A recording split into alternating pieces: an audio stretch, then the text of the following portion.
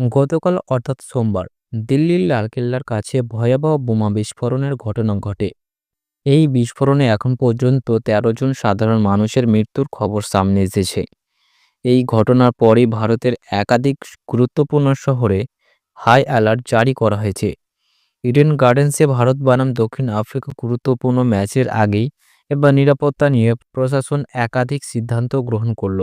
মঙ্গলবার কলকাতার নগরপালের সঙ্গে বৈঠক করলেন সিএবির কর্মকর্তারা।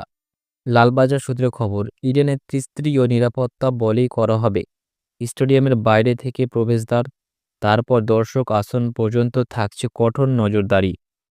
প্রতিটি দর্শককে অন্তত ২বার করে মেটাল স্ক্যানের মাধ্যমে তল্লাশি করা হবে।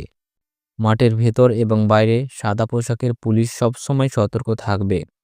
কোনো রকমের সন্দেহজনক ব্যাগ এবং বস্ত্র সম্পূর্ণরূপে স্টেডিয়ামের ভিতরে নিয়ে যাওয়া নিষিদ্ধ।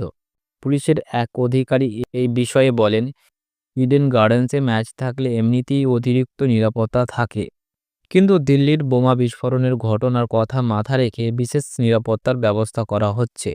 পুলিশের পাশাপাশি লালবাজারের এসটিএফ এর বাহিনীকেও কাজে লাগানো হবে।